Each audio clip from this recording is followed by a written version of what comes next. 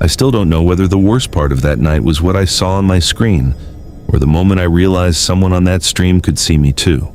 For the longest time, I told myself it had to be some kind of prank, a weird internet rabbit hole. People fake everything online now. That's what I kept repeating as I sat there, staring at my monitor, trying to convince myself that the knot in my stomach wasn't fear. It only stopped feeling like a prank when someone in the live stream typed my first name into the chat. Not my username, my real name. I closed the browser so fast I nearly snapped my laptop shut. I wish that had been the end of it. This happened in late 2022, when I was 28 and working from my apartment outside Columbus, Ohio. I worked remotely as a graphic designer, and most nights I stayed up way too late. My sleep schedule was awful, and I had developed a habit that I'm honestly embarrassed to admit now. Whenever I got bored, I'd go looking for strange corners of the internet. Not because I wanted to buy anything illegal or see violent videos. It was more like urban exploration, except online. Weird forums, dead websites, archived message boards, creepy ARGs, stuff that felt forgotten. Eventually, curiosity led me to discussions about the dark web. Most people exaggerate what it's actually like. 99% of it is boring. Broken links, empty forums, scammers pretending to be dangerous. After reading enough cybersecurity articles, I figured I understood the risks. I installed Tor on an old laptop I barely used, disabled my webcam, covered it with tape anyway, and convinced myself I was being responsible. Looking back, confidence was probably my biggest mistake. One Friday night, I found a thread on an obscure forum discussing something called The Window. Nobody explained what it was.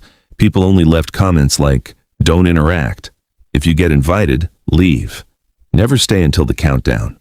I assumed it was another internet myth designed to attract attention. Someone had posted a string of random characters underneath. Another user replied, "Still active, Curiosity 1. I copied the address into Tor. At first, it looked unfinished, just a black page with a single video window. No title, no chat visible, no description. Just a grainy security camera overlooking what looked like an abandoned warehouse. Nothing happened for almost 3 minutes. I nearly closed it. Then a man walked into frame carrying a folding chair. He sat down, lit a cigarette, looked directly into the camera. Didn't move. I remember thinking, this is the stupidest thing I've ever clicked. Then comments suddenly appeared beside the video. Thousands of them. Not usernames like Twitch or YouTube. Just numbers. No profile pictures. People weren't joking around either. They were placing bets. 10 minutes. I say 7. He looks nervous. What do you think he'll choose? I couldn't figure out who they were talking about. The man smoking never reacted. He just kept staring. 5 minutes later, another person entered the warehouse. This one wore a hoodie. Their face stayed hidden. They placed a cardboard box on the floor. Walked away. The seated man slowly opened it. Inside was a cell phone. He picked it up. The phone rang immediately. He answered. I couldn't hear the other side of the conversation, only his replies. "No, I'm not doing that." "You promised." Long pause. Then his expression changed. Not dramatic, just defeated. He nodded once, hung up, stood, walked out of frame. The stream ended. That was it. No violence, no explanation, just confusion. I figured maybe I'd stumbled onto some experimental art project. Weird, pointless, forgettable. But I couldn't stop thinking about the chat, especially all those people who somehow knew what was going to happen. The next night, I checked again. The page was live. Different warehouse, different person, same chair, same phone. This time I watched longer. The comments became stranger. Someone typed, "He has a daughter." Another replied, "He'll agree." Sure enough, after answering the phone, the man started crying. Then walked away. The stream cut. Again. I noticed something else. Every stream had around 4,000 viewers, yet nobody chatted normally. Nobody asked questions. Everyone seemed to understand the rules except newcomers. Whenever someone new asked what was happening, their messages disappeared, not deleted, just gone. I finally typed, "What is this?" Nothing happened. A minute later, someone replied, "Don't type again." I laughed. Actually laughed. Internet weirdos trying to sound mysterious. I closed the site and forgot about it for a few days, until my email received a message with no subject. Inside was only one sentence. "You asked a question. No sender name, no signature, nothing else. I assumed spam. Deleted it. 2 nights later, I heard someone knock on my apartment door around 11. Not aggressive, just 3 slow knocks. I looked through the peephole. Nobody. Hallway empty. I opened the door anyway. Nothing, except a cheap prepaid cell phone sitting on my welcome mat. My stomach tightened. There wasn't a note. No package, just the phone. It started ringing before I even picked it up. I let it ring. Voicemail activated automatically. A man's voice calmly said, "You missed your opportunity." Then the phone shut itself off. I stood there for a full minute wondering whether someone in my building was messing with me. I brought it inside. There were no contacts, no messages, no SIM card, nothing. The battery died before I could inspect it further. I threw it into a kitchen drawer. The next morning I convinced myself someone had left it outside the wrong apartment. That explanation lasted exactly 6 hours. Around lunchtime my manager messaged me. "Everything okay?" "Yeah? Why?" "You missed our meeting." I hadn't. I opened my calendar. The meeting had somehow moved to an earlier time. Only my account showed the change. IT couldn't explain it. Later that evening, my bank texted me about a login attempt from another state. Then my Amazon account locked. Then someone tried resetting my Gmail password, one after another. Someone was testing everything. I changed every password I had, enabled 2-factor authentication, scanned my computers. Nothing. No malware, no suspicious software. Still, it felt connected. I just couldn't prove it. Against my better judgment, I returned to the live stream. This time the chat noticed immediately. Numbers started mentioning me. "He's back." Took longer than expected. "Watch." I froze. A new message appeared. "Turn around." My apartment suddenly felt much quieter. I didn't move. The message appeared again. "Turn around." Every instinct told me not to. But eventually I looked. Nothing. Living room empty, kitchen empty. I laughed nervously, then noticed my reflection in the dark television. Behind me, my hallway light was on. I hadn't left it on. I walked over. Nobody. Every closet closed, windows locked. I checked the front door, still dead bolted. I don't know why, but after that I packed a backpack and drove to my older brother's house without explaining anything. He thought I was stressed from work. I let him believe that. I stayed there 2 nights. Nothing happened. No strange emails, no phone calls. I almost convinced myself I'd imagined the whole thing. Then my brother asked a question that still makes me uncomfortable. "So, who's the guy in the gray SUV?" "What guy?" "The one who sat across the street yesterday." I stared at him. "What are you talking about?" "He was there for hours," he shrugged. "Figured maybe he was waiting for you." Nobody had been waiting for me. I checked his security cameras. Sure enough. Gray SUV. Parked across the street. Never moved. Left shortly after sunset. License plate unreadable. When I returned to my apartment, something small immediately felt wrong. My bathroom mirror. It had fingerprints across the bottom. I lived alone. I cleaned obsessively. I would have noticed. Nothing was stolen, nothing broken. Police came anyway. They found no signs of forced entry. One officer suggested I might have forgotten locking the door. Maybe, except my laptop camera cover had been slid open. I hadn't opened it in months. That night I disconnected every device in my apartment. Wi-Fi, smart TV, security camera, everything. Then I remembered the old laptop, the one I'd used for tour. It was still sitting inside my closet, closed, powered off, or at least I thought it was. When I opened the closet, the screen was glowing. Battery should have been dead weeks earlier. The live stream was already playing. Nobody had touched that computer except me. The camera showed an ordinary suburban street, streetlights, parked cars, trees moving in the wind. Then the camera slowly zoomed. Closer, closer. I recognized the mailbox, then the sidewalk, then my apartment building. The live stream wasn't random. Someone was filming outside my home. I grabbed the laptop, closed it, opened my blinds just enough to look outside. Across the parking lot sat a gray SUV. Its headlights were off, engine running. I called 911. By the time officers arrived, the SUV was gone. Again, no plate, no useful footage, nothing. I spent the next week staying with friends. Eventually, detectives contacted me, not because they had found the SUV, because of the email account. The blank emails I'd received matched several reports tied to organized identity theft groups. Apparently, some criminal networks had started using invitation-only live streams, not to entertain people, to recruit them or pressure them. Victims were selected based on personal information collected through phishing attacks, data breaches, and hacked devices. The live streams weren't random performances, they were demonstrations. Each person receiving that phone call was allegedly being coerced into something. Money laundering, opening bank accounts, receiving packages, handing over credentials. People who refused didn't always disappear. Sometimes they simply lost everything. Bank accounts emptied, credit destroyed, careers ruined by fake evidence. The live stream audience wasn't watching entertainment, they were watching negotiations. I asked detectives whether they'd shut it down. One of them just sighed. "We're trying." That answer didn't inspire confidence. Months passed, things slowly returned to normal. New apartment, new phone, new email, new laptop. I even froze my credit permanently. Life moved on. Then, one evening, almost a year later, I received a handwritten Christmas card with no return address. Inside was only one sentence. "Glad you chose not to answer the phone." No signature, no fingerprints, nothing investigators could trace. Sometimes I wonder if whoever sent it was warning me, or reminding me. Either way, I never touched the dark web again. I replaced every camera in my apartment with physical shutters. Every webcam stays covered. Every unknown knock goes unanswered. And whenever I hear a phone ringing from an unfamiliar number late at night, I let it ring until it stops.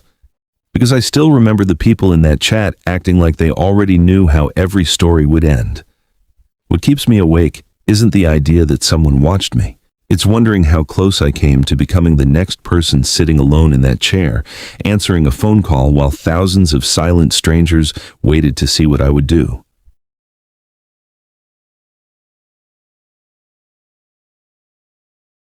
I'm sitting here years later, and I still don't know whether clicking that link ruined my life or just showed me how close I came to people who ruin other people's lives for fun.